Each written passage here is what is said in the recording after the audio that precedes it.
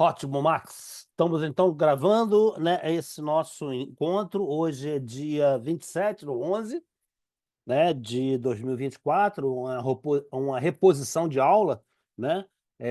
De novo, mais uma vez eu peço desculpas a vocês, o que aconteceu na semana passada, mas isso não impede que a gente dê prosseguimento, né, a esse nosso curso, né, que, na minha opinião, tem uma importância eh, eh, bastante grande, né, que o GESEL se preocupou, né, em disponibilizar para todos, né, para aqueles que tivessem interesse, né, no sentido de ter os fundamentos, né, sobre a operação do sistema. Eu vou compartilhar com vocês a minha tela, aí o Marco me ajuda aí se tiver tudo certinho.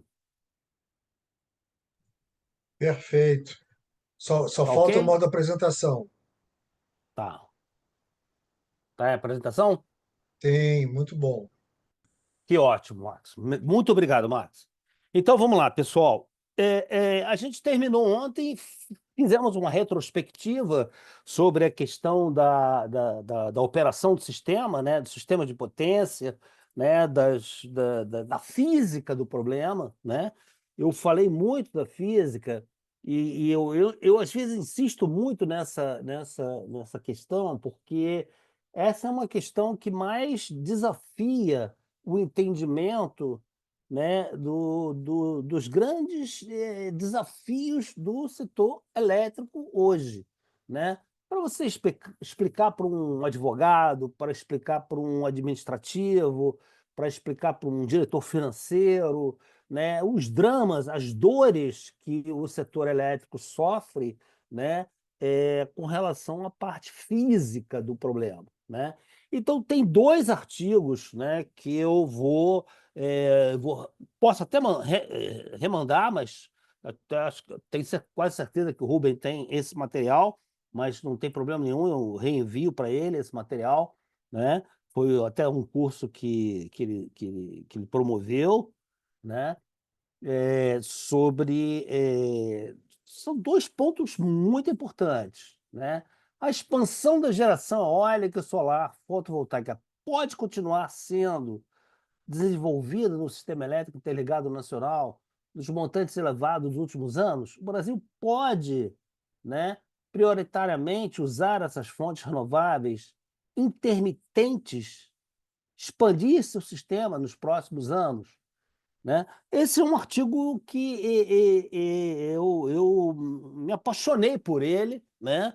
Mas eu confesso para vocês que ele é polêmico, né? Ele não é um artigo, não é um artigo que, digamos assim, que tenha uma unanimidade no setor elétrico, né? Eu sou suspeito para falar, porque, na verdade, eu fui até estagiário desse autor, que é o Altino Ventura Filho, lá nos idos de 1978, né?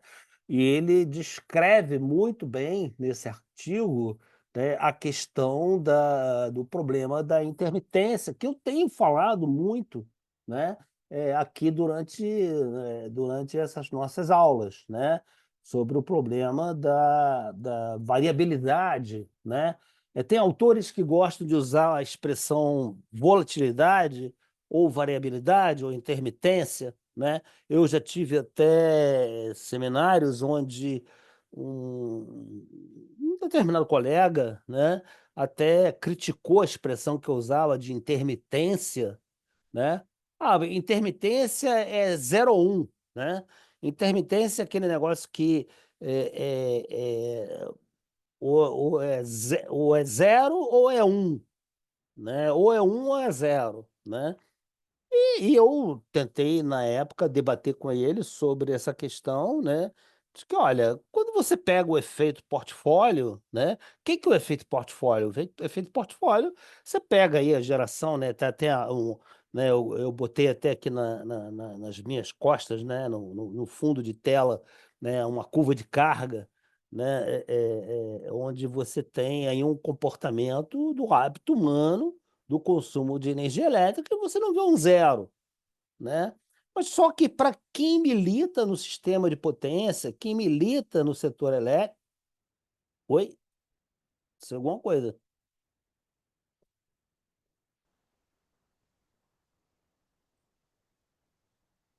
Oi? Foi. Falta, Oi? entrou o modo apresentação, sim. Entrou. Ok, maravilha. Então, eu estava falando exatamente sobre essa questão, né?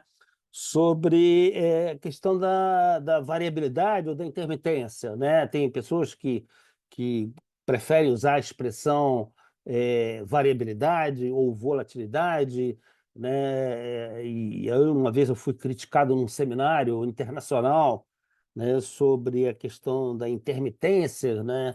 Ah, não existe intermitência. Pega os gráficos, né? Aqui nas minhas costas, né, tem esse gráfico aqui da curva de carga.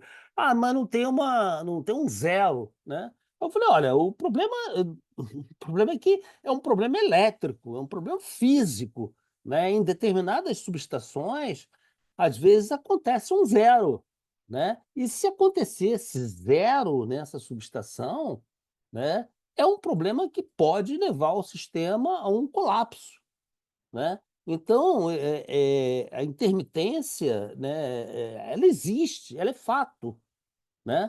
Ela é fato, né?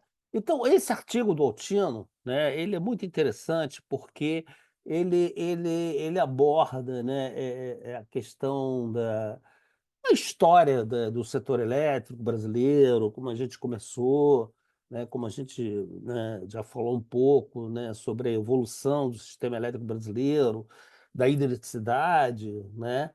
Mas ele é duro, ele é duro, é um artigo duro, né?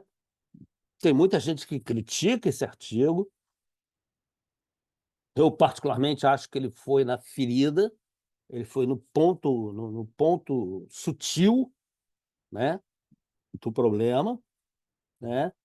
E ele aborda que, olha, que essa é uma questão que o mundo inteiro vive e o mundo inteiro se pergunta qual o grau de penetração que eu posso ter das fontes alternativas.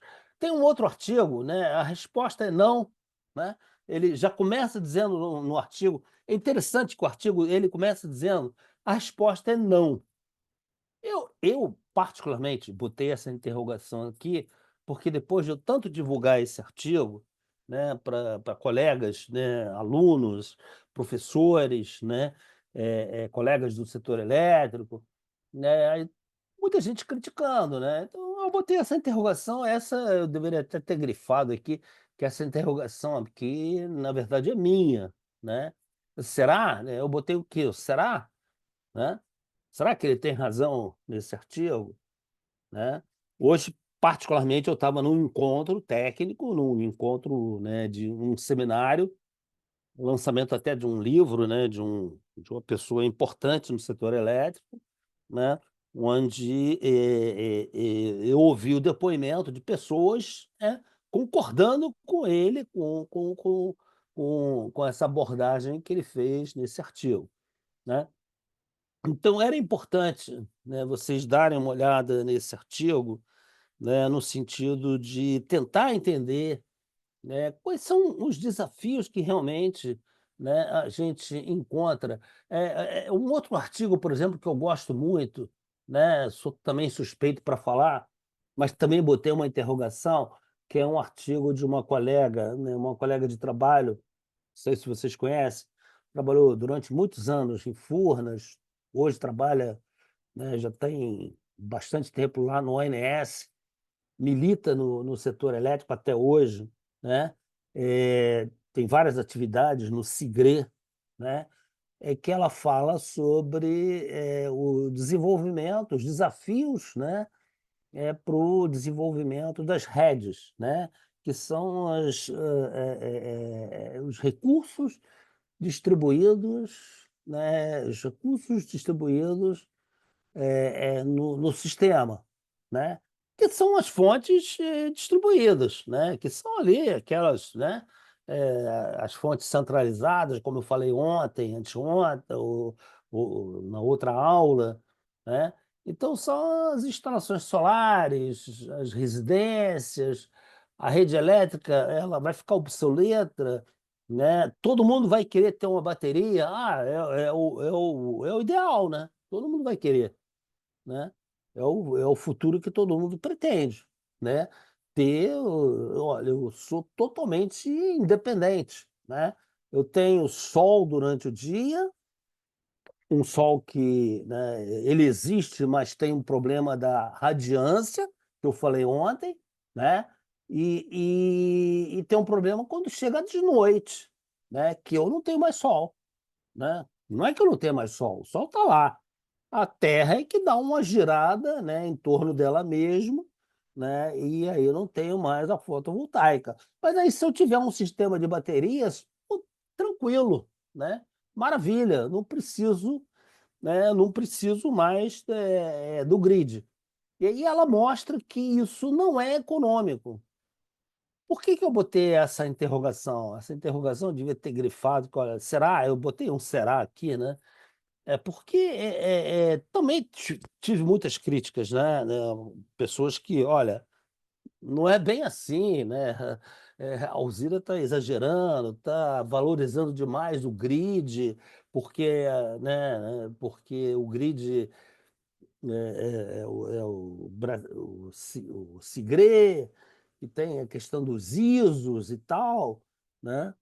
Mas ela tem um pouco de razão, um pouco de relevância nesse artigo dela, no sentido de que, olha, nós temos situações, né, em que é mais barato você estar ligado no grid, né, do que estar totalmente isolado, independente, né? Você depender do sol durante o dia, ter uma bateria que não é barato, tem um problema, né, de recarregar a bateria, tem um problema de descarte da bateria, né, das baterias, né?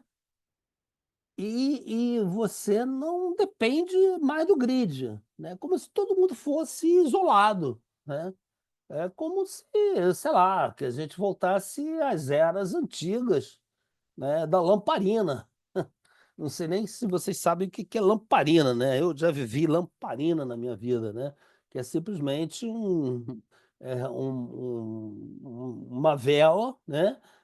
Movida a querosene, né? Você tinha querosene que acendia, né? Que iluminava, né, as nossas casas, né? Eu vivi isso na minha infância, eu tive a oportunidade de ter esse desafio, né, de viver isso, né, na minha infância, nas minhas férias, né, onde na casa dos meus avós a gente não tinha luz elétrica, né, a gente tinha lamparina, né? Então são 2 artigos para mim que são muito importantes, né? São muito importantes da gente ver, né, da gente olhar, da gente entender, né? E esses são os grandes desafios que existem no setor elétrico brasileiro, né? Aqui eu já falei, né, sobre a questão da frequência, né? Ontem eu falei bastante sobre isso, né? As outras aulas eu falei muito sobre isso, né? Como é que a gente discutia, como é que a gente apresentava, né, o sistema elétrico brasileiro, né? Assim como, né, o SEB, o setor elétrico brasileiro, como está? Assim como. Então ele tem um componente, né, uma componente de física que esse que eu acho que é o mais difícil, né, que é uma preocupação que eu tenho muito grande, né, nesse meu nessas minhas andanças de compartilhar conhecimentos, né, que como é que é? Como é que está o SIM, né, a física do problema, as fontes controláveis, né? Então, até pouco tempo, né, a gente definia. Eu me lembro de eu dando aulas, né, algumas aulas, e a gente definia, ó, o sistema de produção é um sistema que tem, né, uma produção de hidrelétricas, uma produção de termoelétricas, transmite, né, foi o que o Tesla inventou, né, transmite essa energia em alta tensão.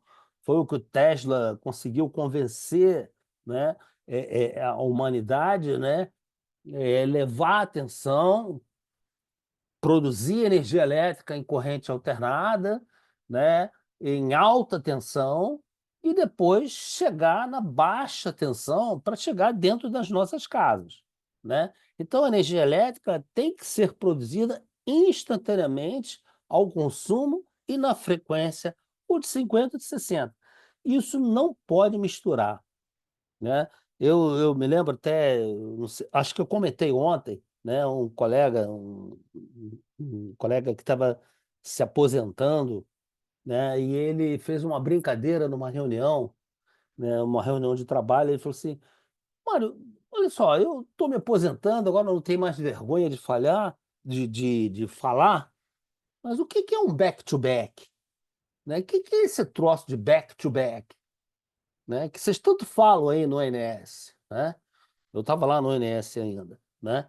O back-to-back, na verdade, é uma maneira de você, né, fazer uma comutação entre uma corrente de 50 e uma corrente de 60. Então, existem duas correntes, né, alternadas no mundo. Poderiam ser 3, 4, 5, 10, 20, mas o mundo padronizou ou 50 ou 60, mas elas não se comunicam, né? Então, o back-to-back é uma subestação que é cara, custa caro, né? Ela não é barata, né? Mas ela transforma, né, ou 50 Hz em 60 ou 60 em 50 para se comunicar, né? Então, por exemplo, o Brasil com a Argentina tem que ter um back-to-back. Lá em Guaiana, não, em Guaíra, né? No Uruguai, tem uma subestação lá dentro do Uruguai, tem duas subestações, uma em Riviera, outra lá dentro, praticamente no meio do Uruguai, né, chamada de Mel, que faz a comutação, né, de 50 para 60. Itaipu, uma decisão, né, de governo, né, numa decisão de governo de, olha, vamos transmitir metade de 50, metade de 60. Decisão puramente política, puramente política. Naquela época, né, não existia nenhuma razão técnica para Itaipu ter 50 e 60 Hz. Por quê? Porque Itaipu não é nenhum demérito ao Paraguai, mas é porque ele não tinha consumo suficiente, né, para gerar energia elétrica em 50 Hz. E daí houve um grande acordão político, né? Então tá bom, a gente faz metade em 50, metade em 60, só que essa metade em 50, né, vai ter que ser transmitida para o Brasil e vai ter que ser convertida de 50 para 60. Isso custou um bom dinheiro, né? Mas não vou entrar, né, no mérito, né, dessa política que foi, né, uma decisão puramente política, né? Então, quando a gente apresentava, até pouco tempo, um sistema de potência, como é um sistema de potência, né? Basicamente, o que a gente tinha, né, o desenvolvimento do sistema de potência, o que o Tesla inventou, né, a perda que ele teve, o ganho que ele teve em relação ao Edison, né, de lançar a corrente alternada, que era uma corrente que podia transmitir mais energia, com maior capacidade, isso aqui que a gente falava. Só que agora surge um novo sistema, né?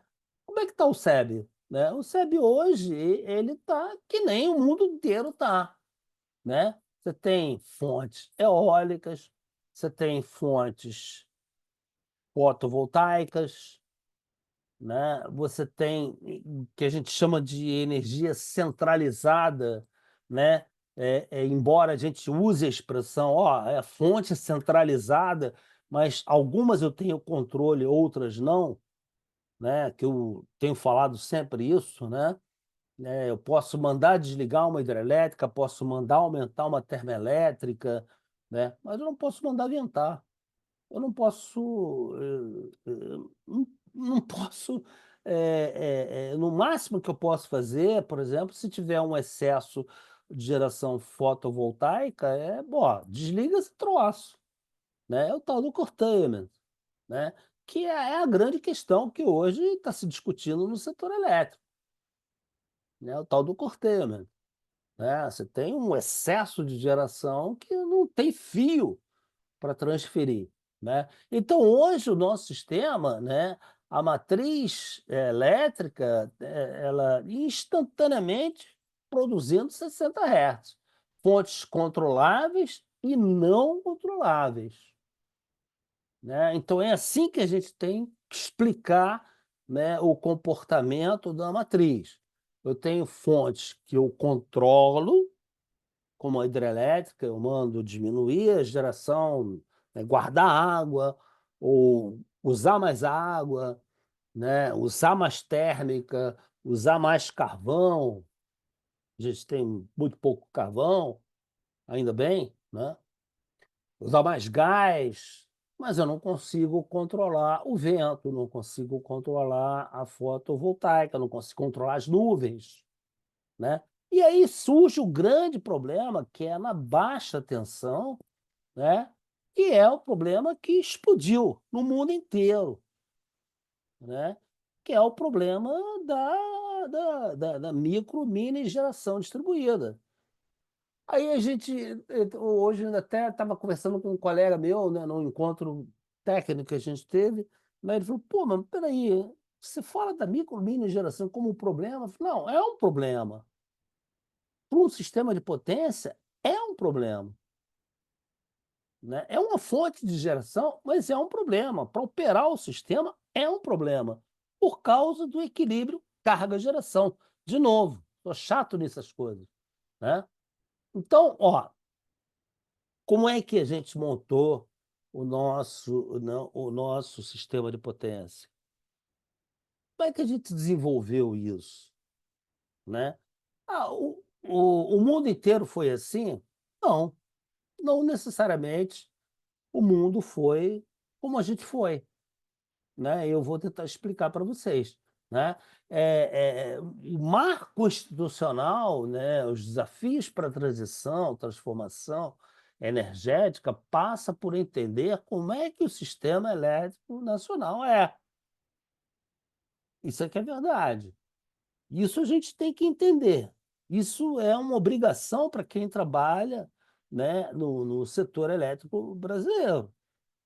Né, entender como é que é o nosso sistema elétrico e quais são os desafios e quais são, né, as soluções que a gente tem que buscar para ele, né. Então nós temos um sistema que nós chamamos, né, que eu passei a chamar de 100, né, isso não é uma nomenclatura, não é universal, não é institucional, né, é o que eu chamo, né, como é que é o SEM, o Sistema Elétrico Nacional. Eu tenho um colega lá do INS, né, que uma vez comentou: "Não, agora não é mais SIM, agora é SEM", né. E é verdade, é SEM com N, né, Sistema Elétrico Nacional, né, toda hora eu tenho até que corrigir o corretor ortográfico, né. E como é que é o SIM, né? O SIM é o Sistema Interligado Nacional. Ah, poderia ser Sistema Interligado Brasileiro? Poderia, mas o SIM está em toda a parte, né, da regulamentação, você vai encontrar a palavra SIM, com N, mas você não vai encontrar a palavra SEM, com N. Né. Então isso aí eu peço desculpas a vocês, mas é uma maneira como eu tento, explicar, né, como é que é, né, esse nosso sistema, né, que é um sistema continental, né? A gente tem uma dimensão continental do Brasil, né? E que a gente pode chamar de sisol. Aliás, essa expressão está, inclusive, em lei, né? Sistemas isolados, né? Isso tá medida provisória, depois veio uma lei que criou, né, a nomenclatura de sisol. Não criou com a nomenclatura de 100. A nomenclatura de 100 sou eu que uso, né? Isso é um negócio meio meu, né? Só para vocês, não estou contando nenhuma vantagem, mas só para dizer que é, não é uma expressão que esteja na literatura ou na regulamentação do setor elétrico. Mas existe sim o SISOL, que são os sistemas isolados, Amazônia Legal, né? E o Sistema Interligado Nacional. E aí a gente vai tentar entender essa diferença, né? O que eu juntei, né, nesse contexto da parte institucional, né? O que que é o SISOL, o que que é o SIM, né? Então isso aqui é um sistema elétrico brasileiro à noite, né? Isso é uma foto de satélite, claro, né? Onde a gente mostra, né, com uma área muito iluminada nessa região aqui, que eu costumo chamar de costa leste. Não sei se essa é a melhor expressão, né?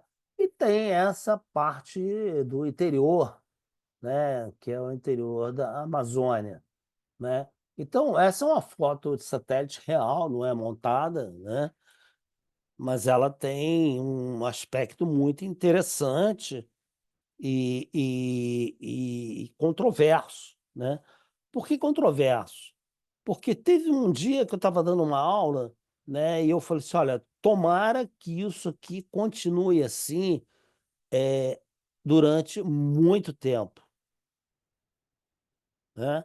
E aí teve um aluno que, por acaso, ele era da região norte, ele falou: "Ah, por quê, professor? O senhor está achando que essa região aqui não pode ficar desenvolvida como é essa outra região?"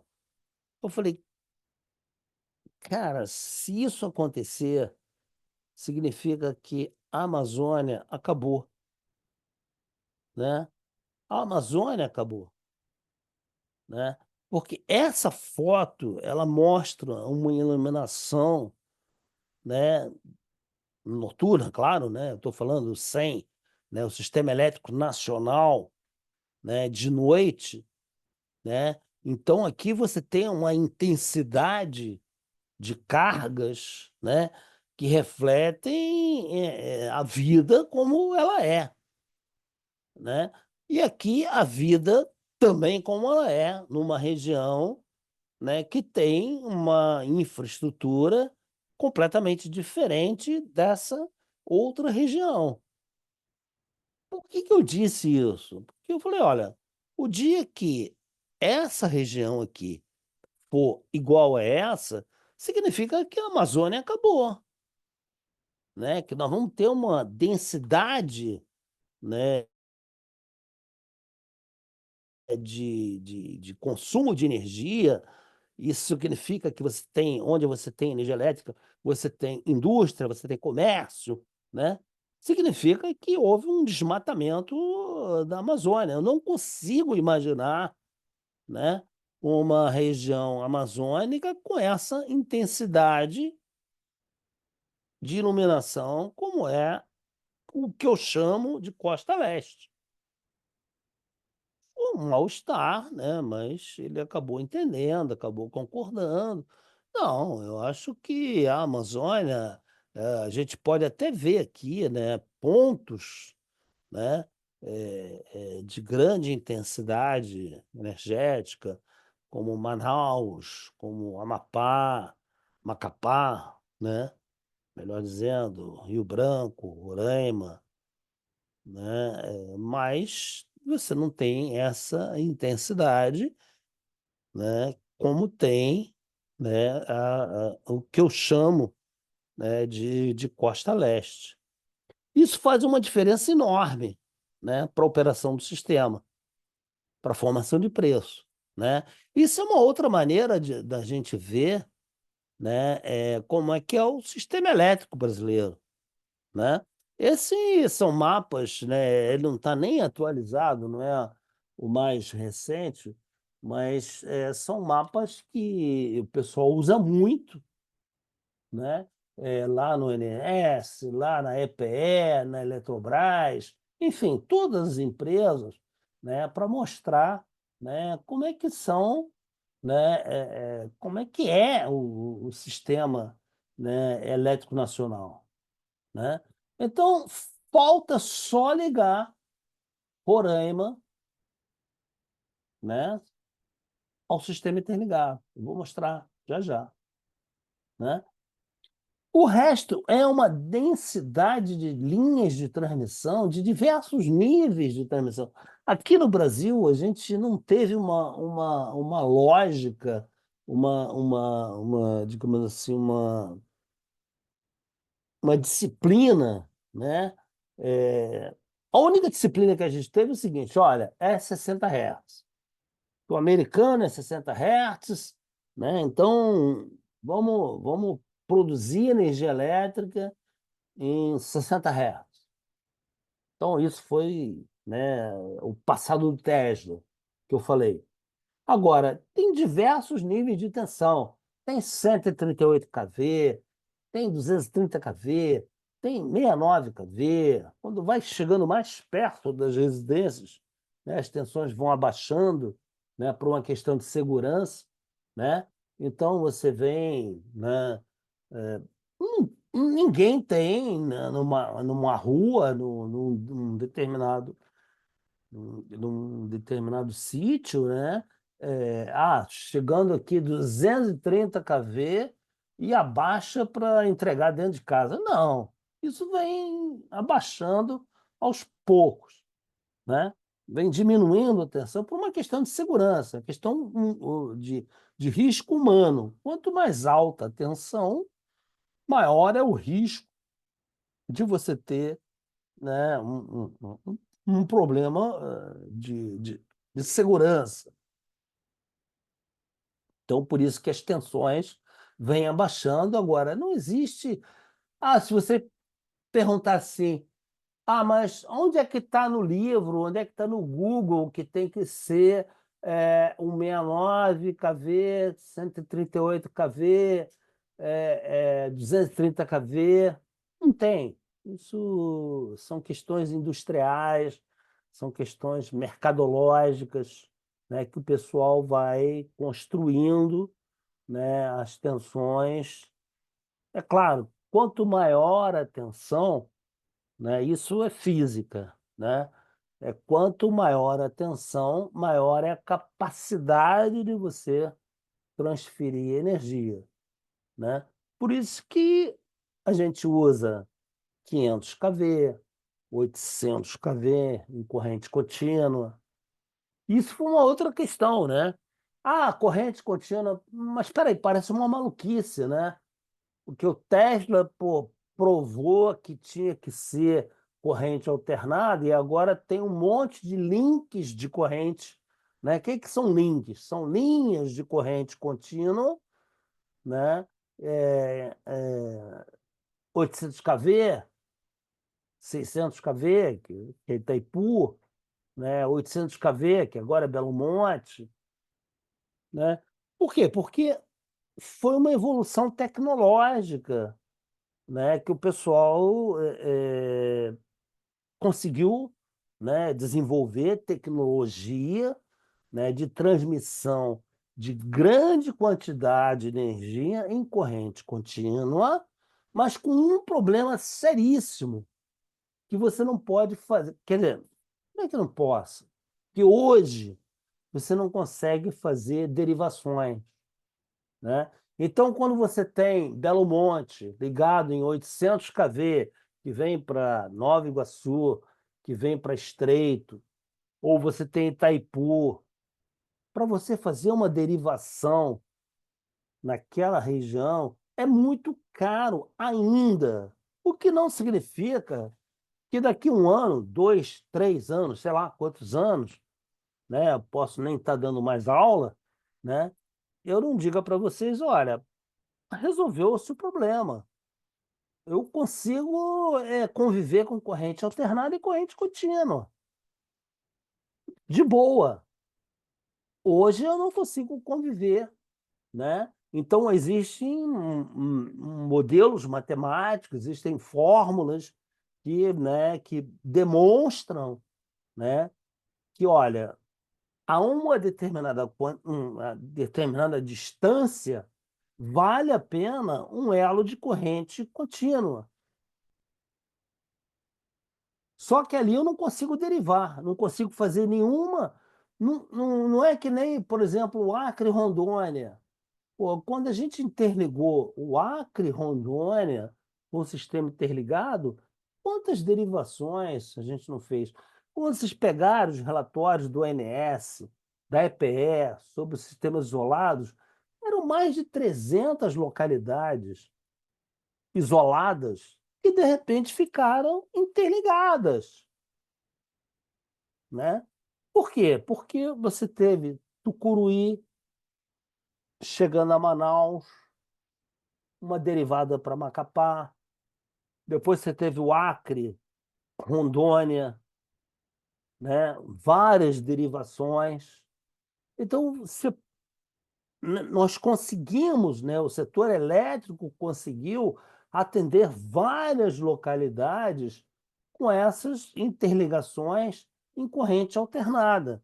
É diferente do Madeira, que é um sistema que vai direto até Araraquara. Belo Monte, que vem até Nova Iguaçu, aqui no Rio de Janeiro, vem até Estreito, em São Paulo.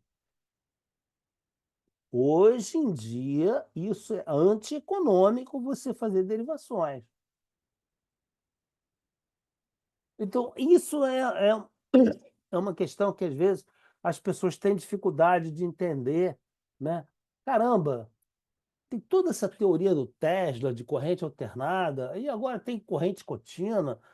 Que confusão é essa? A confusão se dá, né, no desenvolvimento tecnológico, né? Hoje, pelo menos hoje, a gente não tem, desculpa, a gente não tem economicidade em pegar um grande elo de corrente contínua, transferir energia. Agora, por exemplo, toda a energia das eólicas estão muito concentradas aonde? No Nordeste, né?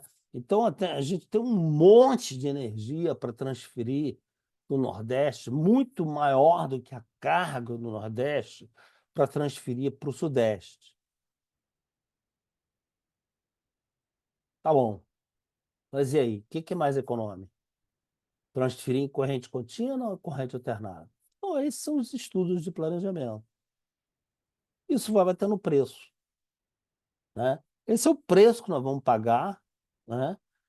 Porque você transfere em corrente contínua, ok, mas você não consegue derivar, não consegue atender localidades diferentes, né, em corrente, em corrente contínua, que é muito caro. Uma subestação, né, que você consegue fazer uma segmentação de corrente contínua para corrente alternada, né, é muito cara. Por isso que hoje em dia é muito caro, né, os inversores que a gente tem em casa, né? Então, esse é o nosso sistema elétrico, né?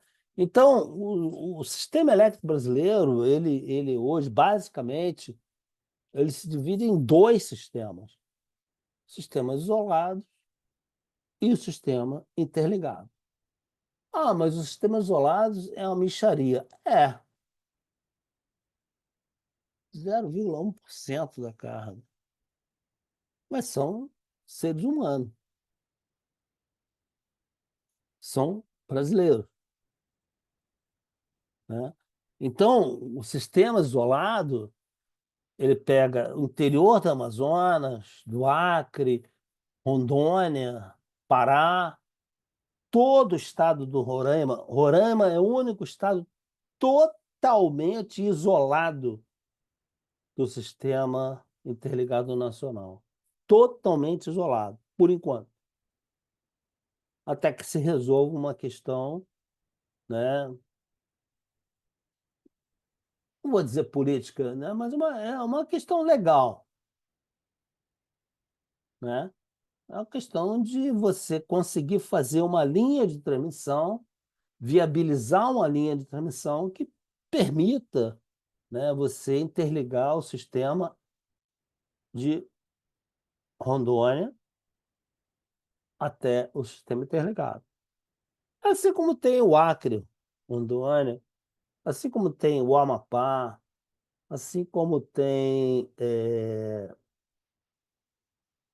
Manaus, várias localidades ali ao longo, né, ao longo da Amazônia, né? Então, são cerca de 169 sistemas isolados.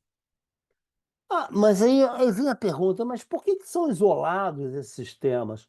Porque eletricamente não se viabiliza, né, você fazer um grande sistema de interligação. Não tem escala comercial. Não tem empresa que consiga viabilizar isso, né? Então, esses sistemas, eles são eletricamente, eles vão diminuir. A tendência é diminuir à medida em que você vai, né, desenvolvendo sistemas, vai aumentando a transferência de energia, vai desenvolvendo linhas de transmissão. Isso já foi cerca de 300. Eu me lembro quando eu estava no setor elétrico, ainda na parte lá da Eletrobras, eram mais de 330 sistemas eletricamente isolados. Isso já caiu para 169. Isso foi um avanço gigantesco, né? Agora, foi um avanço gigantesco por conta de quê? Porque você reduziu, você aumentou, né? Você fez uma interligação de Tucuruí até Manaus, você derivou de Manaus até Macapá, você fez Acre, Rondônia. Ao longo daquele sistema de transmissão, você foi fazendo derivações que permitiam atender localidades.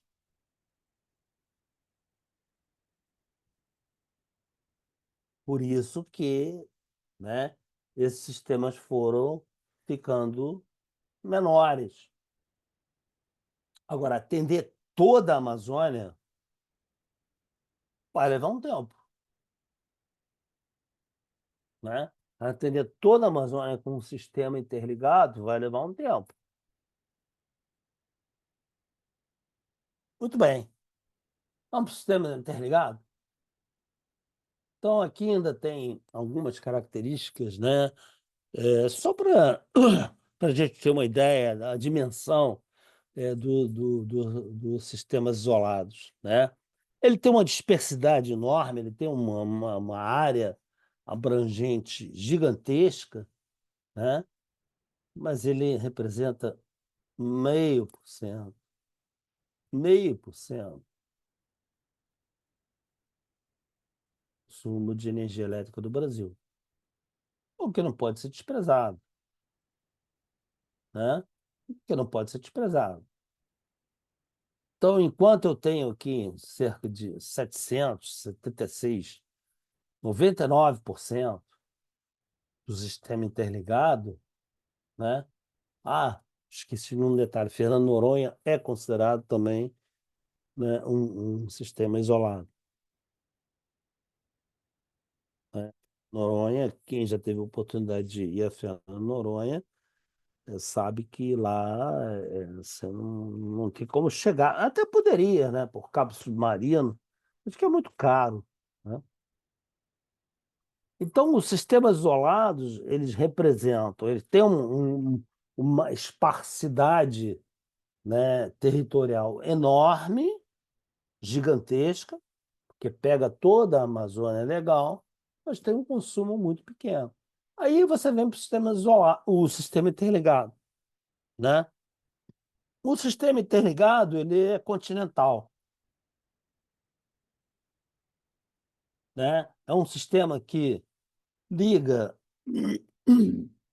a região sudeste, centro-oeste, com a região nordeste, com a região norte, que a gente chama do Baixo Tocantins, que pega toda aquela parte ali, né, do Pará, de Belém, pega Manaus, tem uma derivada para Macapá, falta, falta chegar a Boa Vista, né?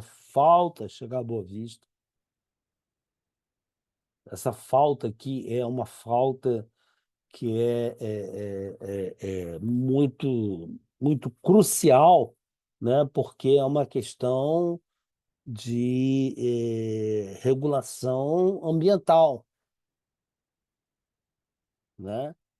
É uma regulação ambiental. Problema com os indígenas, né? Acordos, desacordos, né?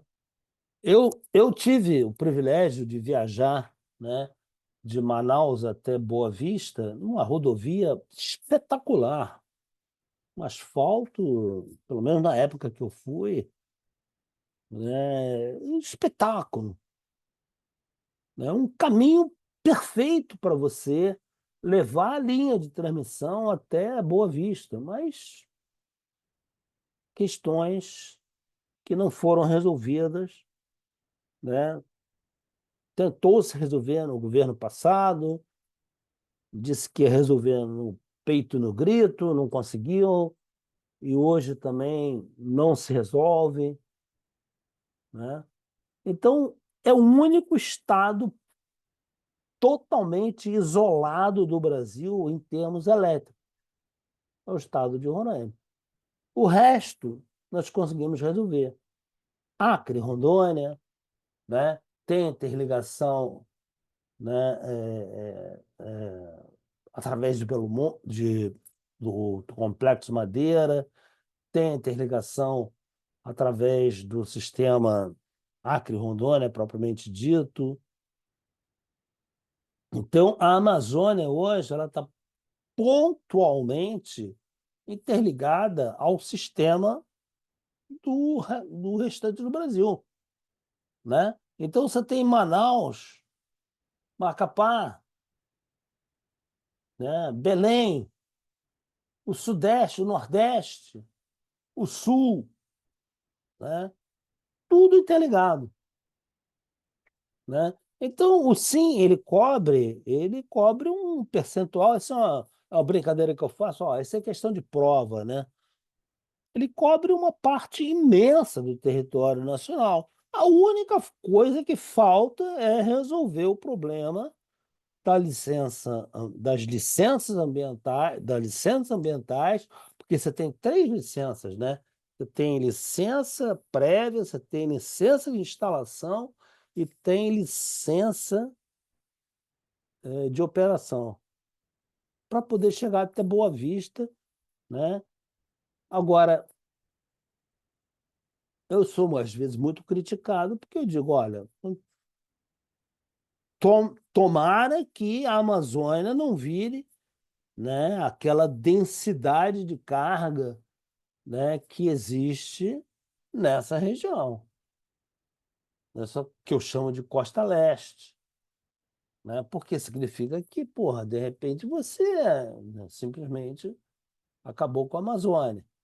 Então, essas são as características, né, do sistema interligado, né? Então, nós falamos dos sistemas isolados e agora falamos do sistema interligado nacional, que poderia ser sistema interligado brasileiro, um nome que está em todo, né, em toda a regulamentação, né, fala no sim, não fala no sem.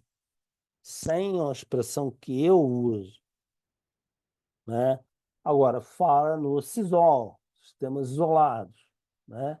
Então, predominantemente hidrelétrico, grandes reservatórios de regularização, várias usinas de cascata, nós vamos entender por que que nós fizemos isso, várias usinas térmicas, por que que nós fizemos isso, presença de geração renovável, volátil, intermitente. Essa é uma questão muito importante. Essa é uma grande revolução mundial. Não é um problema só do Brasil, né? O Brasil ele teve uma oportunidade, que nós vamos ver, né, de construir um sistema hidrelétrico de grande porte. Várias usinas em cascata, com várias usinas com grandes reservatórios. E agora ele tem a oportunidade de continuar construindo esse sistema elétrico, né, é, de renovável, eólica, fotovoltaica. Agora vem as baterias, as grandes interligações regionais, né? Um país continental, milhares, né, de quilômetros de linha de transmissão. Aliás, hoje o que está, né, o que tá na pauta do setor elétrico hoje é a falta de fio, né? Você tem muita geração sendo construída, geração fotovoltaica, geração eólica sendo construída e não tem fio, porque o fio demora mais para fazer o fio do que para fazer a fotovoltaica, do que para fazer a eólica. Então, esse é o grande desafio que a gente enfrenta, né? Esse é o grande paradoxo que a gente enfrenta no setor elétrico. A gente tem muita energia, muita. Só que a velocidade das coisas acontecerem é que estão perturbando, né, o nosso sistema. Essa é a grande perturbação do sistema, né? Então, todo mundo está conseguindo fazer fotovoltaica, fazer eólica, né? Tem banco toda hora, todo mundo recebe um telefonema de banco, né, oferecendo energia. É um negócio impressionante, né? Os bancos, banco mesmo, banco de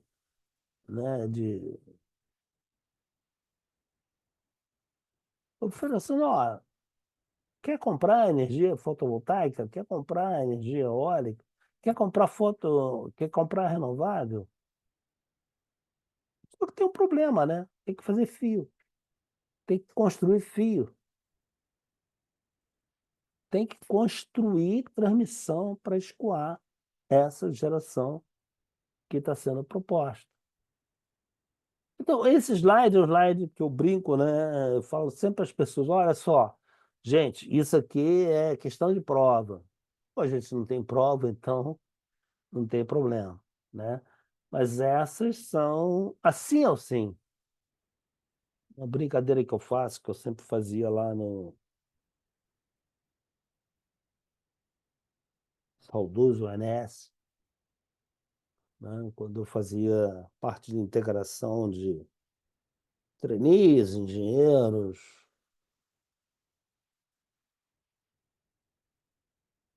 Sim ou sim.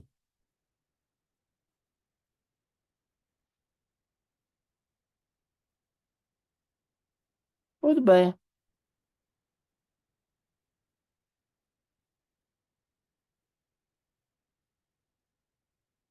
Eu já praticamente antecipei, né, os três eixos de desenvolvimento, né? Eixo de desenvolvimento econômico, social, geografia da carga. Onde está a carga? Né? Onde ela se localiza? Está na costa leste, centro-oeste, nordeste, sul. não está no meio da Amazônia, porque é uma questão, né, da própria natureza, né? É uma região de selva. E tomara que continue assim, sem querer, sem querer desmerecer, né, a necessidade de a gente atender os povos que ali habitam. A dificuldade que eles têm de receber energia. Nem todo mundo tem energia 24 horas por dia. Dependem de geração térmica, dependem de geração, né, muito cara, né? Não é isso. Então a gente não pode esquecer dessas pessoas, né? Mas também temos que ter consciência de que, olha, o dia que isso aí se tornar igual à região Sudeste, Centro-Oeste, Nordeste e Sudeste, acabou com a selva, acabou com a natureza. A natureza, meio ambiente, recursos naturais, abundantes, renováveis. Isso é uma vocação que o país tem. O país tem essa vocação.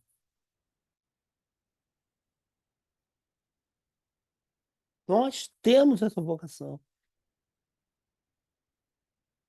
Nós temos uma abundância de energia. Quando alguém disser para vocês, olha, vamos ter um racionamento, vamos ter um blackout, só se a gente não souber gerenciar isso. Blackout todo mundo tem, né? Blackout é uma coisa que, né? Blackout é quando, de repente, acontece, né, um fenômeno de extremo da natureza, né, um desligamento de uma linha ou de um sistema de linhas, né, ou de um conjunto de linhas. Mas energia, a gente não tem falta de energia. Gente, é impressionante isso.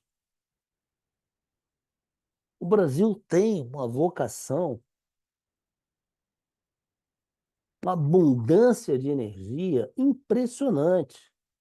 Nós só aproveitamos 40% do nosso potencial hidrelétrico. Ainda tem um potencial gigante de eólicas dentro da terra, que a gente chama de onshore, e offshore, no mar. Muito mais offshore do que onshore. Então, o que a gente tem de energia é um negócio absurdo. E tem a racionalidade econômica, né? Então, esses três princípios, né, as três razões básicas para a gente ter desenvolvido um sistema como esse, né? O terceiro princípio, o chamado, que eu chamo, que eu brinco, né, da racionalidade econômica, a transposição virtual de bacias e regiões geográficas. É transferir energia de uma região para outra. Ah, lá o Nordeste. O Nordeste, até pouco tempo, era importador de energia. Corria risco de racionamento. Hoje ele é exportador. Por quê? Porque ali está o vento, ali está o sol. Eu preciso de fio.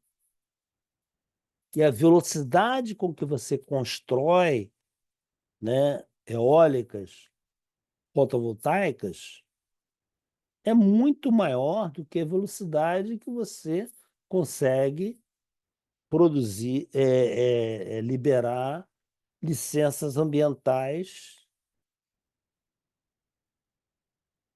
de transmissão.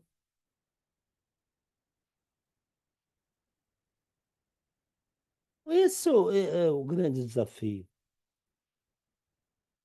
né? Então, as três razões básicas, né, eu esqueci, a gente não pode deixar de ter isso na mente, né? Que é o eixo do desenvolvimento econômico e social, a geografia da carga, onde é que está a carga, a natureza, o meio ambiente, os recursos naturais que nós temos e a racionalidade econômica.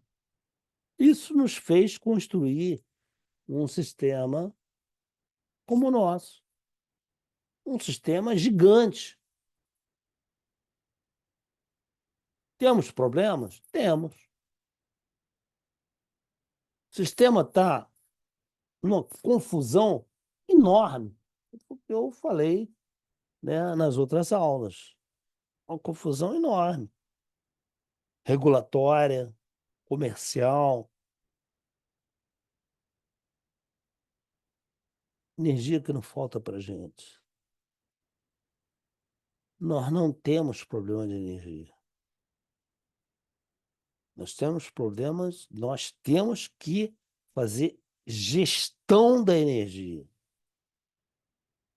Não adianta imaginar que a gente vai ter um sistema puramente eólico, puramente fotovoltaico.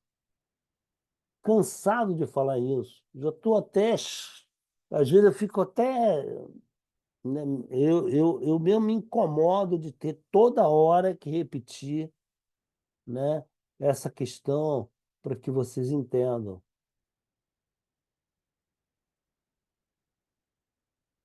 Questões físicas. Tem física por trás disso.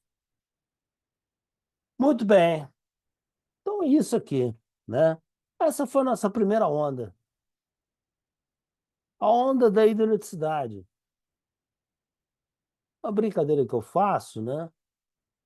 É que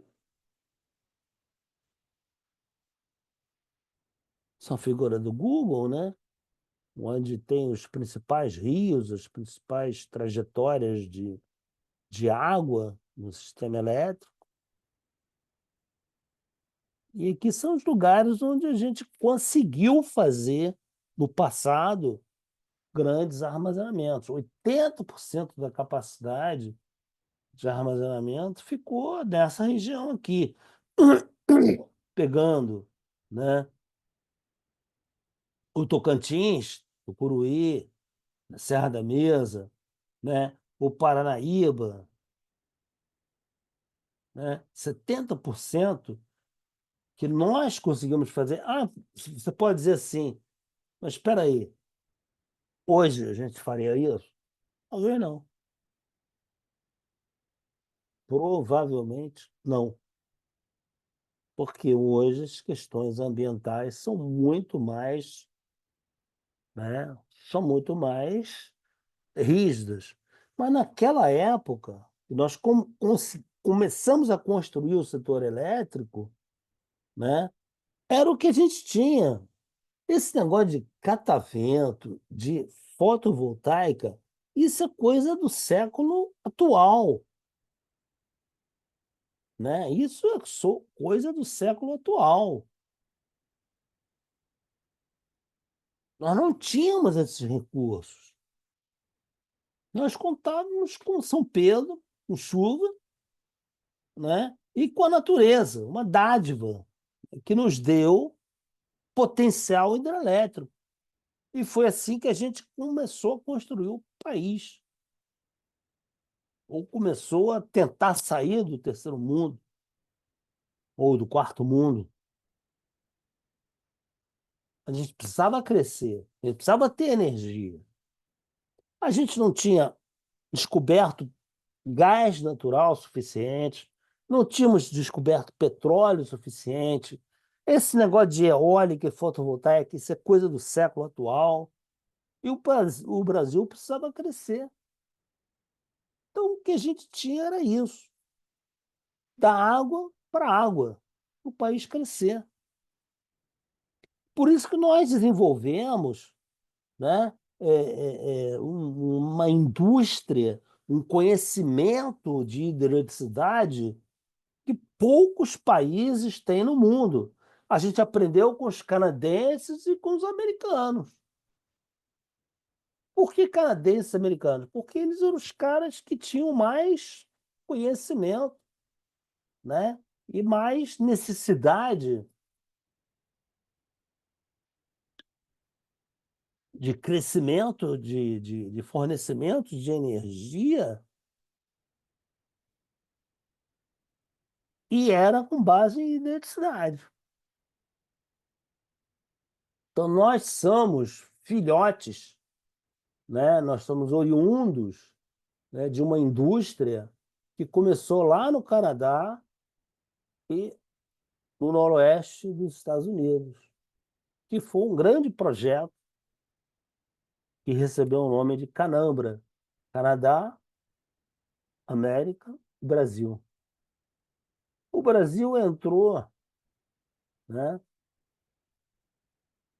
na verdade, para aprender. Então, toda a indústria de energia elétrica, por isso que a gente tem um orgulho enorme, né? Hoje eu estava num seminário super interessante, né, da biografia de um ex-diretor, um ex-presidente da Eletrobras, né? Eu fui estagiário dele, né, onde a gente comentou exatamente sobre isso. Que a gente tinha, né? Então, o nosso sistema elétrico ele foi evoluindo. Então, nós começamos a construir, por isso que vocês veem, caramba, quanta usina, né? Vocês pegam aí uma pancada de usina, uma em cima da outra, né? Uma usina que afeta a produção de outra, a água que desce dessa, passa para essa, que passa para essa. Aí tem os gráficos, né? Os diagramas lá do NS, da EPE, e, né? Esse é um gráfico que eu adoro esse gráfico, porque ele mostra, né? Ele é um gráfico lá do ONS que ele mostra todas as usinas que o operador tem que operar, né? As hidrelétricas, só falta aquilo que eu falei, né? Só falta chegar de Manaus até Boa Vista, mas o resto do sistema, ó, tem a bacia do Madeira, tem a bacia do Xingu, tem a bacia do Tocantins, tem a bacia do Paranaíba, um monte de usinas hidrelétricas. Antes. Por que que nós fizemos isso? Porque é o que a gente tinha, né? É o que a gente tinha. É o que a gente tinha para fazer. Nós não tínhamos descoberto gás. Esse negócio de eólica e fotovoltaica é recente. O mundo inteiro. O que que o mundo fez? O que que o mundo fez para produzir energia elétrica? Fez carvão. Fez carvão. Os caras poluíram o mundo, eles transformaram a atmosfera, né, da Terra com carvão, com óleo, com gás. O Brasil, pô, não temos nada disso. Carvão, infelizmente, carvão no sul, muito pobre, poder calorífico muito baixo, né? Nenhum demérito sobre o carvão do sul, né? Mas a verdade é que é um carvão pobre, poder calorífico pobre. E a gente descobriu que a gente tinha, caramba, o que a gente tem é lugar para fazer hidrelétrica, lugar para fazer água. Só que a gente dependia do quê? De água, de chuva, chover no lugar certo. Não adianta chover no Rio de Janeiro, não adianta chover no Espírito Santo. Tem que chover aqui na bacia do Paranaíba, na bacia do Grande, né? Tem que chover aqui na região sul, sem tragédia, claro. né? Sem tragédia. Mas essa é a quantidade de usinas que a gente foi fazendo. E era o que a gente tinha. Ah, se fosse tudo assim. Mas e a água, Tesla? Eu tenho que ter água. Eu tenho que ter água para produzir energia. Aí começam os paradoxos. Lembra lá da primeira aula que a gente fez, que a gente falou sobre os paradoxos? Nós temos uma quantidade de usinas enorme, quantidade de usinas hidrelétricas que nós fomos construindo nessas bolotinhas aqui, né, nessas bacias hidrográficas. Nós fomos construindo hidrelétricas, só que a gente precisa de água. O Tesla inventou a energia alternada. Ok, legal, parabéns. Mas só que ele tinha que ter combinado com os deuses das fontes, né? Quais eram os deuses das fontes do Tesla? Eram termoelétricas, era carvão, e hidrelétricas também. E o Brasil, né? Ele viu, chegou um momento em que, olha, é isso que nós temos. Nós não tínhamos descoberto petróleo, não tínhamos descoberto gás.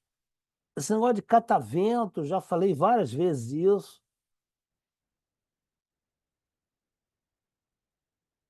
Foi isso que nós construímos, um sistema hídrico, hidrelétrico, né? Mas altamente dependente de quem? De chuva. Está aqui, gente. Chuva. Altamente dependente de chuva. Aonde cai a chuva?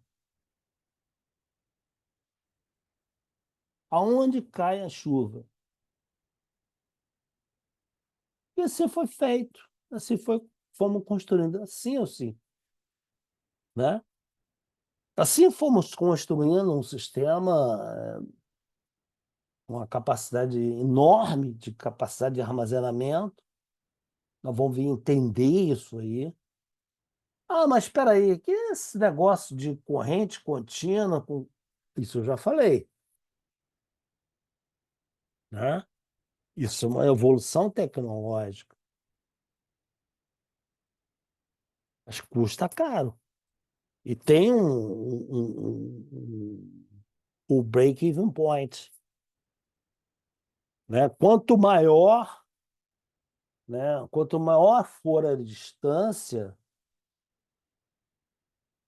pode ser que seja econômico você transferir essa energia em corrente contínua, mas depois ela tem que entrar dentro da sua casa na forma de corrente alternada. Isso eu falei o tempo todo, estou falando isso o tempo todo. O que entra dentro da nossa casa é corrente alternada. Só que dentro da nossa casa, essa corrente alternada acaba se transformando, tendo que ser transformada em corrente contínua. Isso é um paradoxo. Esse microcomputador, esse celular, eles são, eles operam com corrente contínua, mas correntes bem pequenas, tensões bem pequenas, que não me dão preocupação, não tem questão de segurança. Eu posso segurar esse celular. Dizem que eu não devo dormir com o celular perto, perto do ouvido, né? Eu tenho um médico que diz isso. Olha, deixa o celular na sala, vai dormir. Mas não tem risco.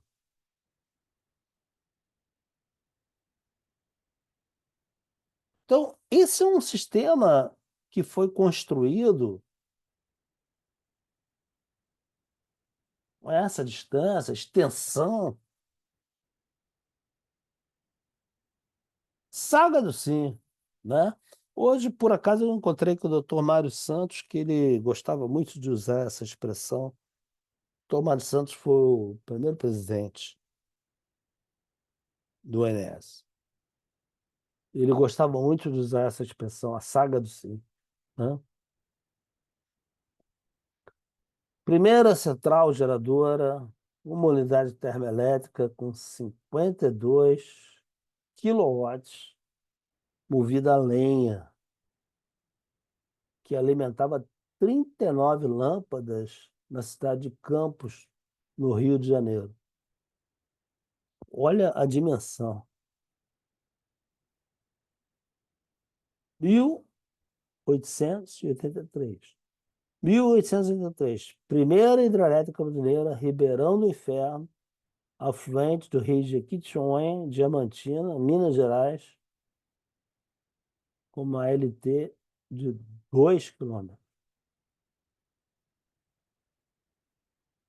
Como é que a gente foi construindo?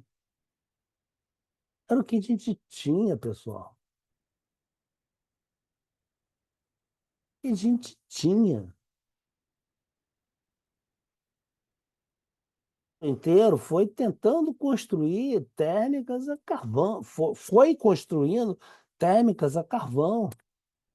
Depois vieram as nucleares, que estão voltando, né? Vou mostrar mais adiante. Nos primórdios na hidroeletricidade do Brasil, há relatos de pequenas usinas com pouca potência, destinada a usos privados, em moinhos, serrarias e algumas teçalagens. Esse foi a saga do Sim. Assim começou o Sim, né? Ou seja, você tinha energia, né? Que é o que a gente chama, né? Tem uma expressão que os engenheiros eletricistas gostam de usar, o chamado carneiro, né? Que são as pequenas centrais hidrelétricas, as primeiras centrais hidrelétricas, né? A grande concentração, né, se deu na área ali de Minas, São Paulo. Por isso que ali tem uma tradição, né? Tem uma tradição muito forte, né, do setor elétrico, da hidroeletricidade. Essa foi uma saga. Era o que a gente tinha para produzir, né? E tinha um excedente, ok. Então, é a chamada economia de escala. Eu pego esse excedente e vendo, ou passo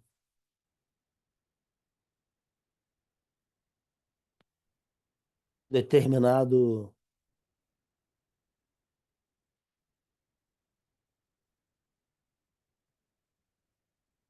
vendedor, enfim. Eu tenho um excedente de energia, gero essa produção e passo, vendo. Ali surgiu o conceito, né, que a gente chama de economia de escala, né, no aproveitamento do potencial hidrelétrico do sistema interligado, as áreas elétricas. Foi aí que começou a surgir o conceito do sistema interligado.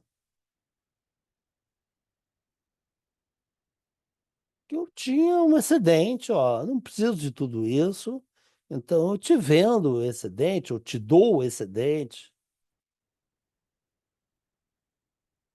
Assim nasceu sim.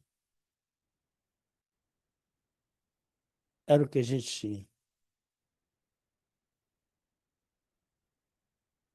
E tem um pouco da história, né? 1889, imagina. Primeira hidrelétrica, né? Que eles chamaram de marmelos, né? Produzia energia elétrica na cidade de Juiz de Fora.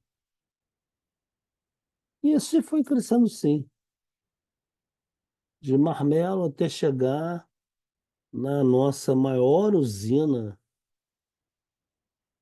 hidrelétrica, genuinamente, né? embora seja binacional, mas é a maior usina que nós temos, que é a usina de Itaipu. Então, nós saímos de uma era que a gente começou a desenvolver, ó, o que que a gente tem, o que que o Brasil precisa, o que que o Brasil precisa começar a ter energia elétrica. Aí vem a chamada era Canambra, que é Canadá, América, Brasil. Foi onde a gente aprendeu a fazer hidroeletricidade. Ali foi a nossa história. Ali foi a nossa base.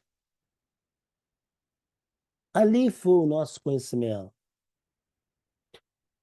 Vocês podem estar perguntando assim, pô, esse cara é da época do Canambra, da Canambra, é do Canambra ou da Canambra? É da Canambra, do Canambra. Porque do Canambra é consórcio Canadá, América, Brasil. Tem gente que fala a ONS porque acha que é a empresa. É o ONS. Então, é o Canambra, a era Canambra. Toda a nossa história, né,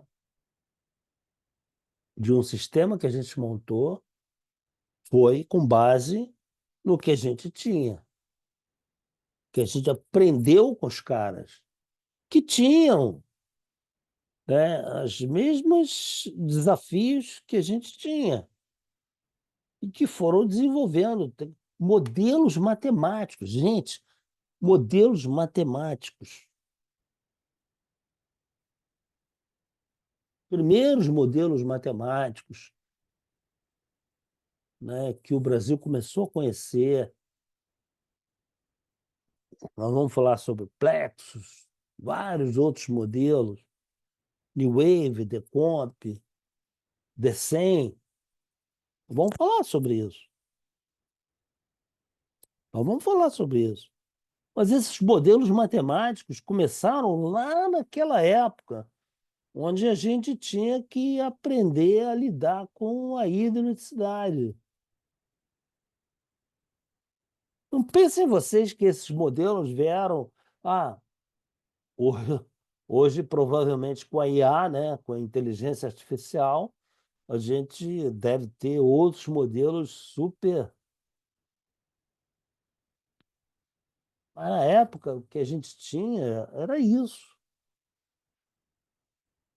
Foi o que a gente aprendeu, foi aprendendo, aprendendo, aprendendo, martelando, martelando, martelando, desenvolvendo algoritmos matemáticos, Fortran. Provavelmente vocês nunca devem ter ouvido falar sobre essa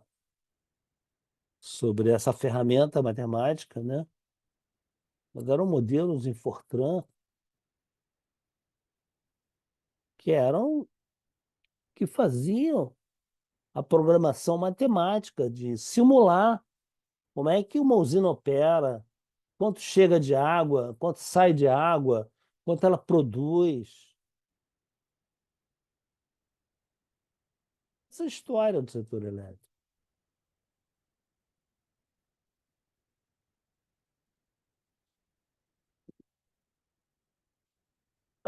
Muito bem. Aqui estão os grandes reservatórios, né? O que a gente aprendeu com esses caras, né,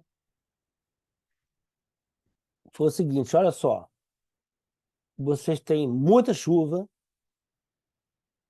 né, e tem um período que tem pouca chuva.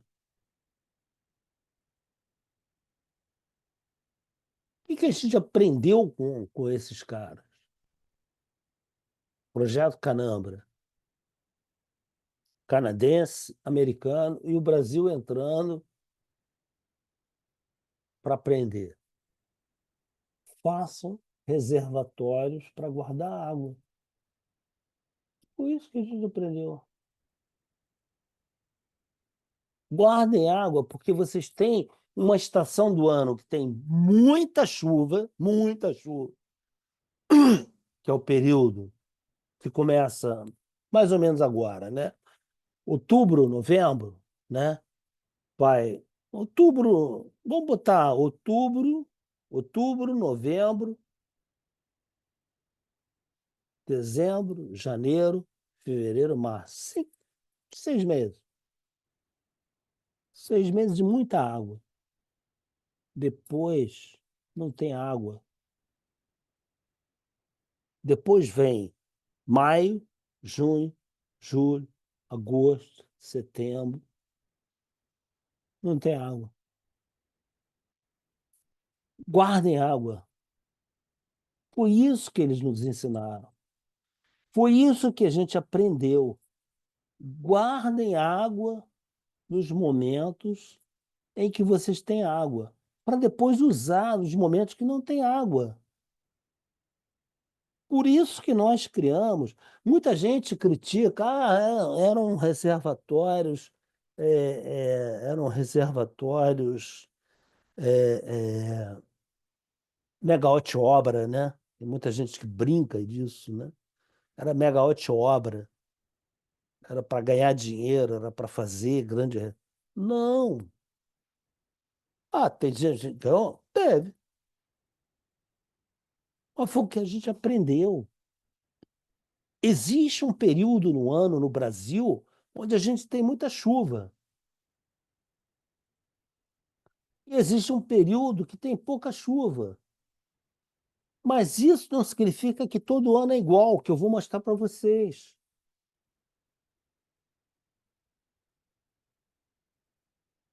Os que são piores. Tem anos que são melhores. Por isso que nós construímos os grandes reservatórios e que, na época, as questões ambientais não eram tão impositivas. Não é dizer que a gente fez tudo a Bangu. Não. Muitos reservatórios tiveram muitas interações ambientais, socioambientais, respeito, mas as exigências eram menores, ou as paranoias eram menores. Eu tive o privilégio de participar de vários, né, de vários projetos, da aprovação de vários projetos enquanto na Eletrobras. Hoje até a Serra estava falando sobre isso, Fernanda Serra, né? Projetos em que a gente discutia muito, né, as questões ambientais, o respeito ao deslocamento de população, à relocação de população, mas eram muito menos paranoicos do que são hoje. Hoje, para você fazer uma hidrelétrica, para você construir uma hidrelétrica, nossa, as questões são muito fortes. Hoje se fala muito em usinas reversíveis. Eu fico falando, meu Deus do céu, usina reversível. É uma grande solução para o sistema? Eu já mostrei para vocês o papel da reversível. Eles vão me envolver. Hoje a gente tem depoimentos de empreendedores, né, que dizem: caramba, eu não quero mais me envolver com esse problema de meio ambiente. Eu quero fazer uma fazenda fotovoltaica, uma fazenda eólica. Eu não quero mais me envolver com deslocamento de pessoas. Então, tudo isso a gente enfrentou porque a gente tinha que enfrentar, porque era o que a gente tinha. Era o que a gente tinha. Houve desrespeito? Pode ser que em alguns casos até, né, o setor elétrico tenha extrapolado. Tem alguns anti-exemplos, né? Você pega a usina de Balbina, maior anti-exemplo da identidade. Taparica, 60 mil pessoas deslocadas. A gente tem alguns pecados, mas era o que a gente tinha. Era exatamente o que a gente tinha. E é assim que nós construímos. Por isso nós construímos esses reservatórios, né? Tem muita gente que é até estranha, né? Itaipu, 11 vezes a Baía de Guanabara. Por quê? Itaipu era para ser uma usina, né? Tremendo reservatório de regularização. Ele ficava lá embaixo, ele fica lá embaixo, né? Onde recebe toda a água, né? De toda a bacia aqui, né? De toda praticamente a região norte, nordeste, sudeste, chega lá em Itaipu. Mas aí o pessoal tinha medo de ter uma lenda, reza a lenda, né, de que, olha, se a gente operar Itaipu, a gente pode inundar Buenos Aires. É uma lenda, é uma lenda. Mas Itaipu tem um tremendo reservatório de regularização, que às vezes a gente consegue, na operação do dia a dia, né, fazer a operação de Itaipu para socorrer o sistema Sudeste-Sul. Quantas vezes lá no ONS a gente não negociou, né, com os paraguaios e com os argentinos, ó, vamos usar o reservatório, né, uma parte do reservatório para poder socorrer o Sul, socorrer o Sudeste e socorrer o Brasil. E depois a gente reenche, para, aí fica quieto. Então, esses são os grandes reservatórios que foram feitos, né? Porque foi o que a gente aprendeu a fazer. Guarda água durante o período chuvoso para usar essa água durante o período seco. Isso tem uma influência enorme na formação de preço, que é o estudo de caso que a gente vai ver, né? Isso tem uma influência enorme.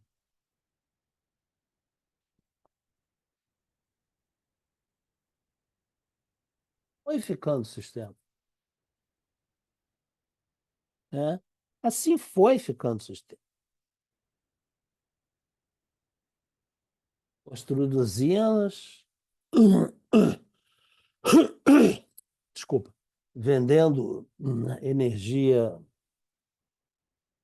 para os vizinhos, negociando energia com os vizinhos, e o sistema foi crescendo.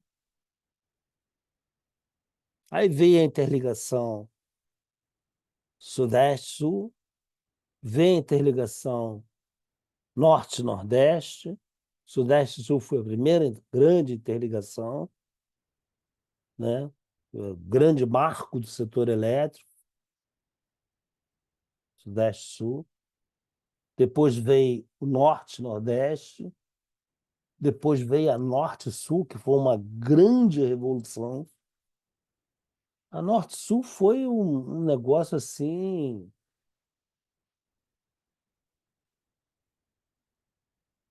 colossal, né? A gente chama de Norte-Sul até é um- tem colegas do setor que não gostam de usar essa expressão, né? Não é Norte-Sul, na verdade é Nordeste-Sudeste. Mas a Norte-Sul foi um nome dado, né? Porque era um projeto de integração nacional. Você pegava um sistema que foi, primeiro, Sudeste, Sul-Sudeste, depois Norte Nordeste. Aí depois você pega Sudeste, Sul-Sudeste. O Norte, Nordeste, chama esse troço de Norte-Sul. Eletricamente, tem colegas que até hoje, né, nos criticam, né, dizendo, "Ó, isso não é norte-sul, isso é é nordeste-sudeste." Mas foi um grande projeto, né? Um projeto que interligou, depois veio uma duplicação, uma triplicação, e agora veio aí, ó, né, o projeto de Belo Monte, projeto do Madeira, que interliga, né? Então foi assim que foi sendo construído o sistema elétrico brasileiro. Aí que a gente chegou nessa grande confusão. Assim está o sim, né? Uma quantidade de linhas de transmissão, né? Impressionante. E aí vem a pergunta, né? Os pontos notáveis, o presente e o futuro. Ah, mas espera aí, você não falou o tempo todo no Tesla que era corrente alternada e venceu a corrente contínua? Foi uma evolução tecnológica. Foi uma evolução tecnológica com chamada eletrônica de alta potência, né? Eletrônica de alta potência. O que é eletrônica de alta potência? É aquela que permite você transmitir grandes blocos de energia em corrente contínua. Então, por exemplo, tem aqui o Xingu, né, que vem, né, até Estreito, vem até Terminal Rio, que a gente chama de Nova Iguaçu, né? Tem Madeira, Porto Velho, tem Itaipu, mas isso foi uma evolução da tecnologia. Isso é uma história da tecnologia. Ah, mas por que que eu não derivo?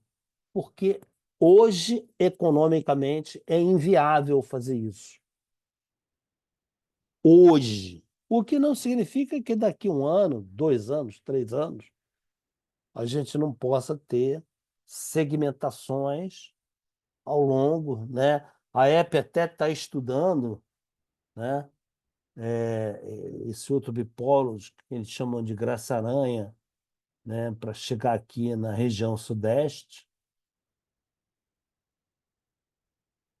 Então, isso é a capacidade de armazenamento que a gente tem, que a gente fez o sim, que a gente construiu o sim. Essa foi a nossa história, né? Essa foi a história, que é uma história interessante, né? Uma história que tem um remanescente enorme ainda. Às vezes eu fico me perguntando, caramba, será que a gente vai deixar de aproveitar isso? Será que a gente vai deixar de fazer, né, desse total só 40% praticamente aproveitado de fonte limpa? Ah, mas espera aí, mas tem as novas renováveis, equilíbrio carga e geração. Vai ver um grande desafio, né? Grande pergunta. Equilíbrio carga e geração. Isso aqui é um pouco da história, né?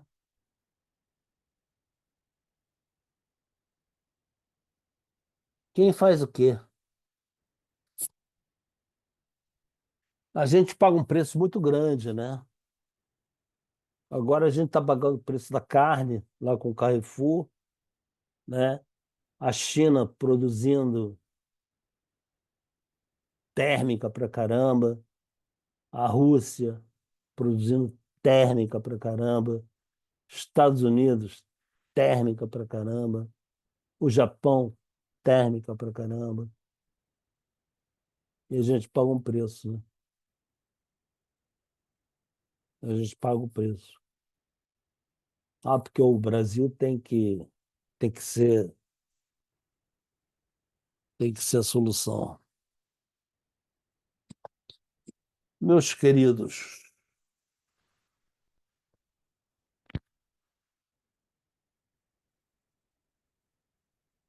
acho que eu estou